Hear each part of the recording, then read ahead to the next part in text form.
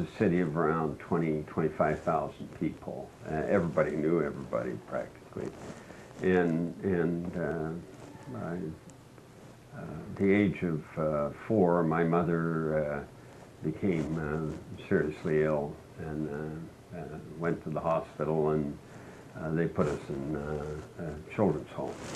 And then my father got us out of there. He came down from the Forest Service and put us on a finished farm, my brother and I. And we stayed there until my mother got well. And then we went back every summer to the finished farm until I was 16. I loved to work there, and they were wonderful people. Let's see, I was 9 years old. I began selling newspapers on street corners. Didn't deliver papers, I sold them in restaurants and everywhere, actually, barbershops, and did that until I was 14. Then went to work in running a taffet machine shop after school. I worked after school. My father disappeared when I was 13, and so my mother raised my sister and my brother and I. And then we worked and tried to keep, we had an apartment, family stayed together.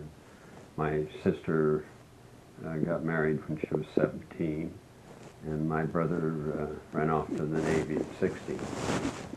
I was home with my mother for a couple of years when I finished high school, and went to college at her request more than anything. Always reading. I read from, I don't remember learning to read. The books were always all over the house, tons of them. Mostly social revolutionary materials. My mother was a very forceful Union person, also very opposed to racial discrimination of any kind, and was quite a determined woman. She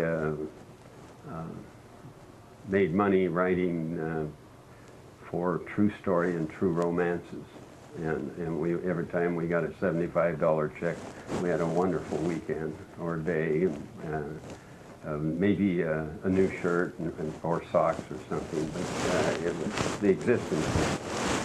We made that. And then I was very surprised and very happy when I just did average in college, high school. I didn't really, wasn't challenged or didn't feel anything about it. I got to university, I really enjoyed it immensely, right from the very beginning. It was a challenge that I had a job washing dishes in a sorority, so I could make it financially, and it was fun.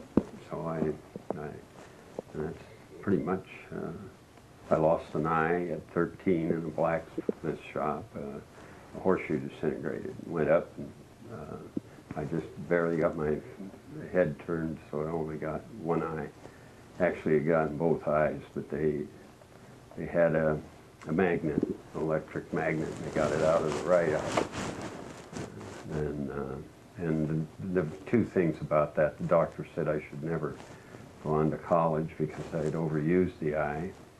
And then the second one was that I could read twice as fast with one eye as I could with two, and I never really figured that out.